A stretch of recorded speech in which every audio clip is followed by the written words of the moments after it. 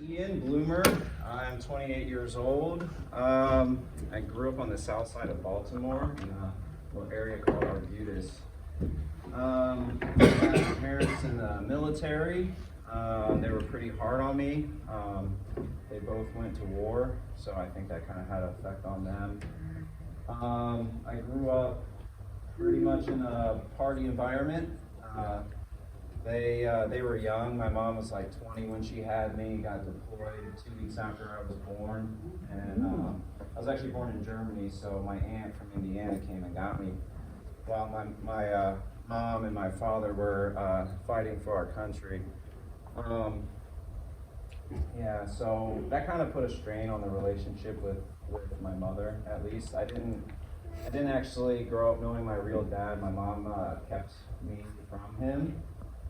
That's a bit of a deeper story, but yeah, it was crazy. I just met him 3 years ago for the first time, and it went well. Yeah, like I said, I grew up on the south side of Baltimore. I was a little hood rat, just skateboarding around, just doing whatever I wanted. My parents just constantly punishing me, both physically and mentally, constantly getting into trouble. Story of everybody's life. But yeah, I started drinking and using drugs in like middle school, and then it didn't become more frequent until high school. I got arrested for the first time in 9th grade for possession of marijuana and illegal fireworks in school. Yeah, I was always a troublemaker, constantly getting suspended. I ended up going to an alternative school because they asked me to leave my other school.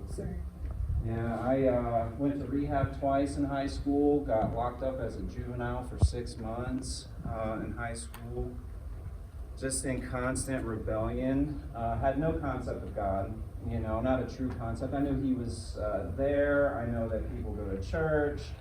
I thought Jesus was just some guy put on a cross for something. I didn't really know. I was baptized, had no clue what that meant at all. My parents did go to church a little bit, but we didn't live or walk it out as I see what a Christian is today. Not like anything that I've seen ever. Yeah, I've just been living my life in full-blown rebellion. I've done like every drug available. I got a background in music. I used to be in a hardcore metal band, a DJ down in Florida for a long time. I produced music, so there's a certain culture that comes with that, and there's a lot of drugs involved. I ended up getting arrested again. There was a few times, but the bigger arrest was my felony possession with intent to deliver in Pittsburgh. I got caught with weed and mushrooms. My house got raided.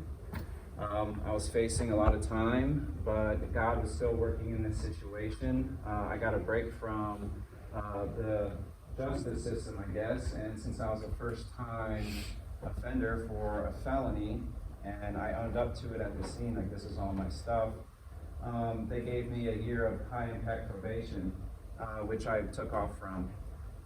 But yeah, there's tons of stuff that I can talk about on just the crap that I've been in. But here recently, in 2017, I was pretty much living my life like that. It's Ian's way, not God's way. I don't care about God, basically flipping him off every single day. I was running around just trying to fill this void in my heart. I've lived everywhere. Like I said, I'm from Maryland. I've lived in Florida all the way out to Colorado, just trying to change different places where I was living because it's you that's the problem. At least that's what I thought at the time, right? Right? Then I went to Wheeler Mission in 2017. I graduated the Hebron program. It's again where I met Jesse. Yeah, man, he was a good older brother, a good SLT. Really moved me while I was there. And then I ended up doing SLT for a little while, but I still had a hair up my butt, and I was just like, you know what? I'm gonna leave. I did good for a little while, but I was still leaning on my own strength, not Jesus' strength. It was crazy. And sure enough, next thing I know, I'm in Anderson, middle of winter. A gun had gotten stolen from my group of friends. And one of my friends got kidnapped at gunpoint over it. And I was supposed to be in the car with him. And he got taken out to a cornfield, put down on his knees, the pistol to his head. They said that they were going to kill him. It's almost like a movie. He got like a phone call, and the guy with the gun had a chat. Ended up just beating my buddy up. In fact, my buddy River, he's standing in the back. He was my friend that got kidnapped. So it's crazy how God has saved not just my life, but my brother's life back there, you know. God bless you. Yes. So tonight's kind of special for me. I didn't tell River this, you know, he wanted to hang out, and I was like, well, you want to come to this thing? I told him, I was like, you're my testimony, bro. So it's kind of cool, man, how God works, you know. I haven't seen him in a while, actually. We've been keeping in contact on the internet. You know, we just kind of, after that situation happened, I went back to Wheeler Mission to get into the crisis program that they had there. So at this point, I thought I was fully broken.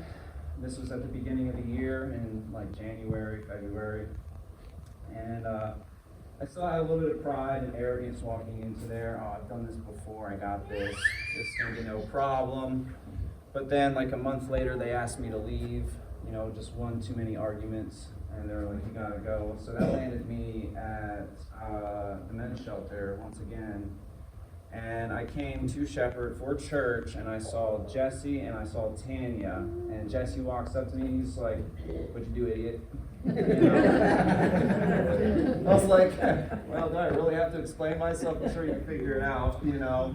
And I told him what happened, and then just from that moment, Tanya was just like, all right, I'm gonna have to like sister you through this. She looked out for me, man, while I was at Wheeler. Really helped guide me to where I'm at now. You know, how'd you get to Brookside, Ian? So I'm at Brookside Community Church now. I live in the neighborhood. I live down the street off of 10th and Olney. I wanted to continue to walk it out. I had made a promise to God in the situation that I'm not going to give up, right? And I just want to keep walking it out. Part of it was I'm going to prove these guys wrong at Wheeler. They don't really know where my heart's at. I'm just making mistakes, which I realize that's the bad attitude to have, but I knew. but I knew that God's grace and His mercy has been bestowed on me many times. You know what I mean? And it was like a real awakening when they asked me to leave Wheeler. You know, that crushed me. I had no clue what I was going to do. But Tanya and this guy named Mark at Wheeler kind of teamed up, and they guided me to where I'm at now. They're like, so Ian, what do you want to do? And I'm like, I'm not good at making decisions, so can you do this for me? Right? So I had been in 1 Peter, and I had been reading it a little different, and there's a few different parts I'm going to come out of 1 Peter. It's 1 Peter chapter 1, verses 3 through 7. Blessed be the Lord and Father of our Lord Christ, or Jesus Christ, who according to His abundant mercy has begotten us again to a living hope through the resurrection of Jesus Christ from the dead, to an inheritance incorruptible and undefiled, and that does not fade away, reserved in heaven for you, who are kept by the power of God through faith for salvation, ready to be revealed in the last time. And this you greatly rejoice, though now for a little while, if need be, you have been grieved by a various trial, that the genuineness of your faith, being much more precious than gold that perishes, though it is tested by fire, may be found to praise, honor, and glory at the revelation of Jesus Christ. There's so much. When I read that, I was at St. John's Catholic Church. That was kind of my getaway. Nobody was really there. I needed to get into the Word, and when I saw that, I was like, that's crazy. when it talks about an incorruptible inheritance. Like, man, I went through that. God had a calling on my life. The seed was planted when I was at Wheeler Mission, and God loves me so much that He wants me back, even though I full-blown flipped Him off. So I'm going to keep doing what I'm doing. And His grace and His love and His mercy was so abundant, and still is, right? That He was just like, come back, my child. That floored me. And the fact that it was very specific. I'm going through a trial right now. To me, it was just like, man, this is like life or death right now. It was crazy. And then 13 through 7, therefore gird up the loins of your mind, be sober, and rest your hope fully upon the grace Hallelujah. that is to be brought to you at the revelation of Jesus Christ. As obedient children, not conforming yourselves to former lusts, as in your ignorance. Yes. But as He who called you is holy, you also be holy in all your conduct, because it is written, be holy, for I am holy. And if you call on the Father, who without partiality judges according to each one's work, conduct yourselves throughout the time of your stay here in fear. You know, part of that is, man, I got to be sober. I got to gird up my loins, right? I got to protect myself. When I was staying at the shelter, I had guys like, hey, man, you want some weed? I got some K2 for you. You want some Suboxone? And I'm like, man, they're just giving this stuff away? That's crazy. And like, I could have gotten free drugs. And I'm like, man, I can't be doing this. You know, it was a test. It was a test of my faith. God really wanted to see where my heart was at. And I stiff-armed it, man. Yes. Like Walter Payton. But yeah, and then just to be an obedient child, what does that look like? Sometimes it's putting aside my worldly wisdom and giving it up to somebody else, like Tanya and Mark. I'm going to be obedient to what they say. They obviously are in a spot better than I am.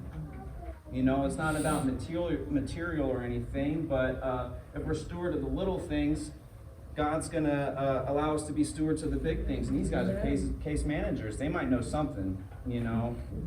So I put my trust in them. I put my faith in them. And it got me to Brookside.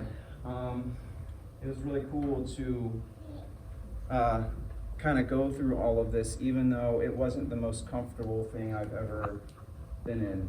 You know, I've been homeless. You know, there's crazier depths to my story, but you know, I just really hope that you guys see God in this and how He can redeem an idiot like me, you know, and bring me to a life that I couldn't imagine. So I am in a transitional living house called Isaiah House at Brookside Community Church. I go to reentry on Mondays, which helps bridge guys out of addiction, out of homelessness, and out of prison. And I'm with all kinds of personalities, all kinds of people. I love it. It can be frustrating sometimes, but it's definitely growing me the way that I need it and the way that God sees it fit. Tuesdays I go to Bible study normally. I'm involved in a outreach ministry called Bare Bones. It's people my age just getting together, praising the Lord. Wednesdays, I'm a part of the praise and worship team.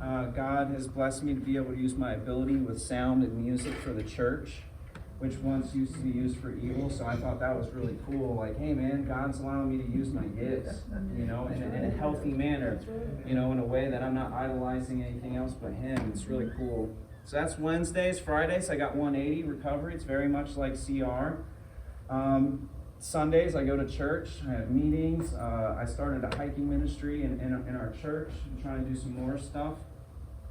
But what I had learned in my walk is the key to me being able to get as far as I have apart from having faith in God and trusting in Him is the community that I surrounded myself with. That has been the most crucial thing, because before I used to hang out with gangbangers and gangsters all the way to hippies and you name it, you know, and I was just surrounded by negativity. You know, people that are idolizing themselves, materials, drugs, alcohol, you name it. You know, and but now My best friends, they're Christ followers like I am. They walk it out. They help me through my struggles. Amen.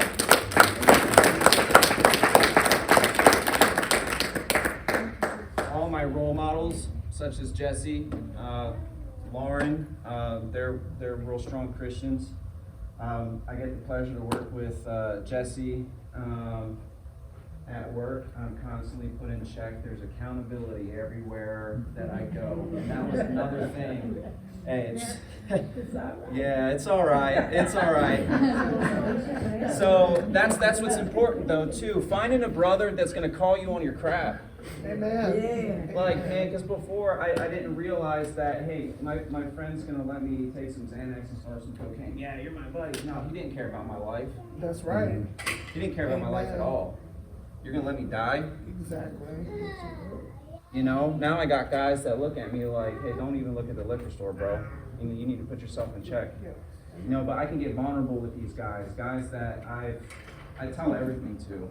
You know, my deepest, darkest secrets, my everyday struggles. You know, and I'm not trying to hide behind trees or sow fig leaves anymore, man. If you're going to judge me on my past, man, that's between you and God, not my problem, you know. Amen. So, yeah, man, it's just been one heck of a ride. My relationship with my parents are getting better. I just started talking to my mom again. This happened within the past few weeks. It's pretty big. Me and my mom, like I said, have gone through it. It's been real tough. You know, I put her through the ringer. She justifies her behavior with prescription pills and drinking and stuff. That's, again, the environment. I grew up partying ever since I was little. You walk up with the beer and you crack it open, you get a sip for the favor. You know what I mean? Like, that's just the environment I grew in. But yeah, I'm thankful that God has got me where I'm at. I wouldn't change it for the world. It is one of the hardest things I've ever done. You know, I lust after women. I do look past the liquor store and I want to go drink. You know, listen, I live on the east side, and if it don't smell like weed, I'm not on the east side. You know, I smell it all the time, and I'm like, man, it smells so good. But then I just hit rewind, and then I play it forward. Amen. Like, what does that look like? Not good. You know. But yeah, it's not a very long testimony. That's all I really got. I just want to encourage you guys. Just keep doing this. Keep coming back, man. Thank you for the opportunity to hear me out and hear my story. I didn't expect so many people to be here, but it's really cool, man. It encourages me. I know some of the faces here, so just keep walking it out, man. God loves you. You know, I know that because, like I said, He pulled me out of my mess. You know, and if He's willing to do that for me, I know He's going to do that for you, hands down, without a doubt. You know, just look at the cross.